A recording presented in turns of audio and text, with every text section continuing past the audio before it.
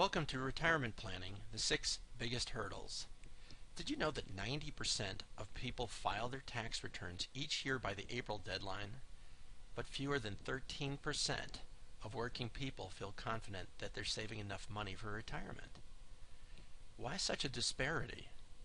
I believe it's the 6 big hurdles that we're going to talk about today.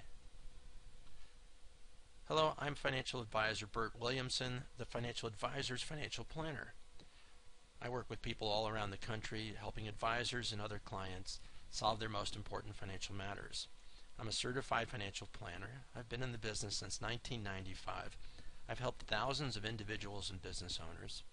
I have an economics degree from Columbia and my MBA from UConn. So now let's take a look at the 6 biggest hurdles and what you can do to get over them. The first one comes as no surprise, I'm sure, and that is time. It's either your ally if you have a lot of it, or it's your enemy if you're running short. It's important to know where you are today, how long you have until retirement, and how long your money needs to last.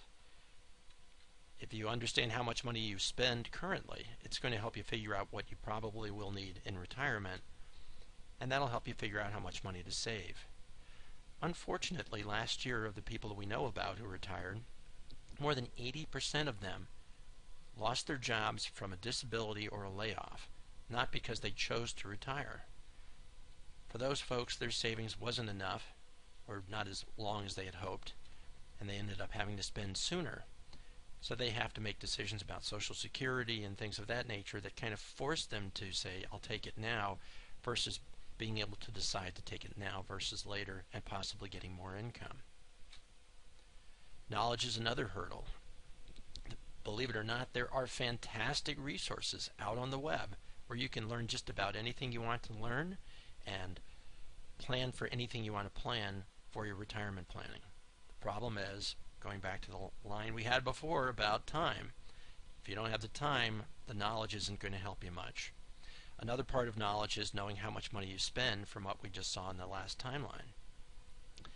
We get some people who say, I'm going to pay all my expenses and then I'll save what's left over. But the problem is the savings gets crowded out because most people underestimate how much money they spend by 30%. So this just doesn't happen. It's better to figure out, okay, how much money do I spend so I know how much money I need to save first, and then I can comfortably live on the rest. Let's look at a couple of examples. Here's a couple in their mid-40s, not planning on Social Security, but they're saving a good amount of money. Is it enough? Let's take a look. If you look at the chart on the left, that's where they were headed with regard to their current spending and their saving, with the assumptions of their spending increasing by 3.5% a year and their investments growing by 8% until retirement. What they wanted to do, of course, was move to that Blue Mountain chart you see on the right.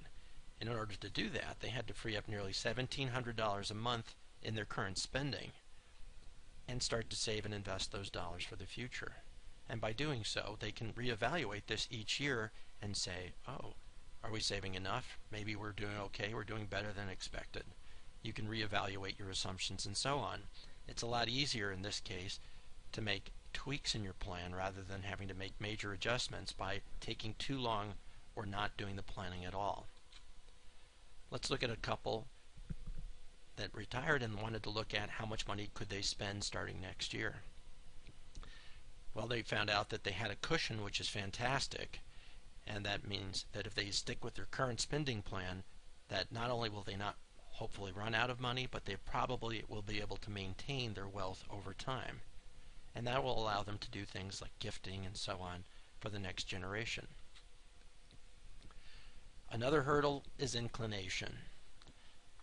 Let's say you have the time to do it, and it's at the end of the day, after all the very busy things you have going on, and you understand what the resources are that are out there, but really all you want to do is decompress after all the things you've been doing all day long. Current events can get in the way. We look at the things that are top of mind today. Some of these were last year and a couple of years ago as well, but what we're always going to have are current events that are going to put us in doubt as to whether or not we're on the right track. are these things going to have a major impact on us? You can't let those things freeze you and prevent you from taking action. When you look at all these things together, not enough time, the knowledge, the inclination, current events, that leads to fear. And with fear, frequently what we find is that people stop and don't do anything. And that's the worst thing, is to procrastinate.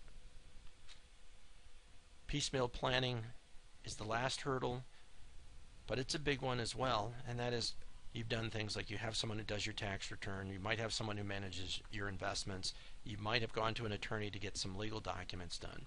But are these things up to date? Do you have the right amount of insurance? Is there a gap in your liability protection?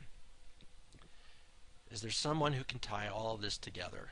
Is it a financial advisor, a financial planner, or any of your other advisors that you're working with? Who can put it all together for you?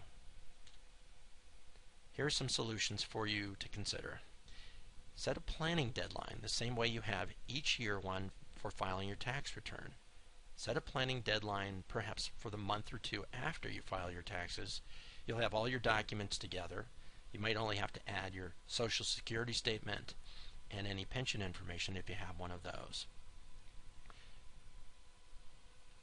That'll help you know where you stand. You can determine your net worth. You can look at how much money you need to be saving, and then look at it each year and say, am I on track or not? Save a lot.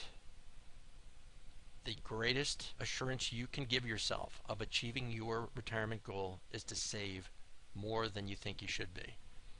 That'll help you not worry as much about how the markets are doing and depending on them to make things happen for you. Seek competent advice.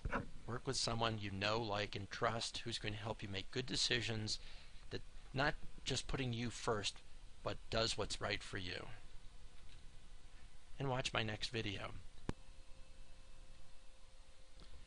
In that, we're going to go through the 7 keys to a successful retirement plan and helping you understand what the things are you need to be aware of in addition to what we've just covered in this video. To learn more about me and my business, please log on to planprep.com. Thank you for your time and have a nice day.